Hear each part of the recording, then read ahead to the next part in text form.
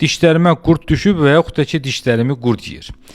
Bu ifadənin tarixi bizim öz tariximizdir, yoxsa ki, dünya tarixindən bizə keçmiş bir mirasdır. Bugün bu haqda danışacağıq. Əvvəllər bu fikrin formalaşdığını biraz məntiqlə izah edirdim. Fikirləşirdim ki, dədə-babalarımız çox güman ki, görür ki, meyvə çürüyəndə qaralır. Qaralanda kəsirlər, görürlər içərisində qurd var. Elə bilirlər dişlərdə də həmin bir şeydir. Dişlərdə əgər qaralma varsa, deməli bu qurdla müşayiət olunur.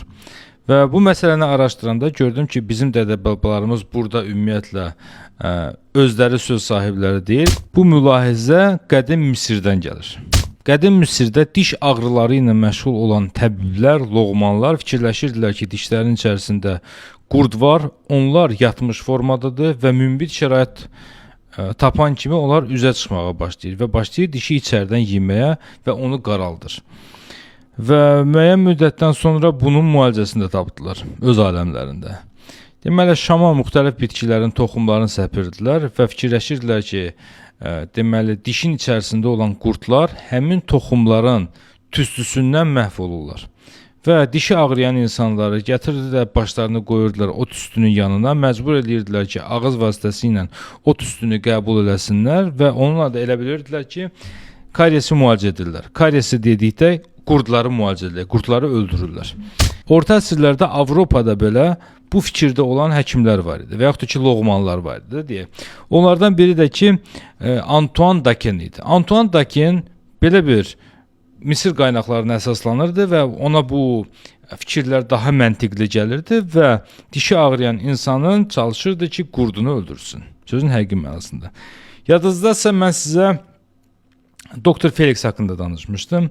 Dr. Felix 14-cü Ludovikin bağırsaq həkimi idi, onun bağırsağını əməliyyat edən cərrah idi.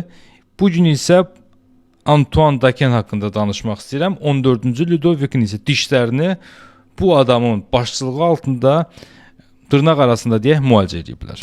Müalicə dedikdə nə nəzərdə tuturam? Günlərin birində 14-cü Ludovikin dişləri pis ağrıyır.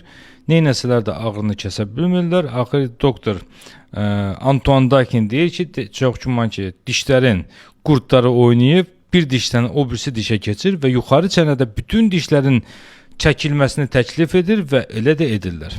Və o dərəcədə də yaşlı olmayan 14-cü Ludovik cavan yaşlarında yuxarı çənədə bir dənə də olsa diş saxlamırlar, bütün dişlərini çəkirlər.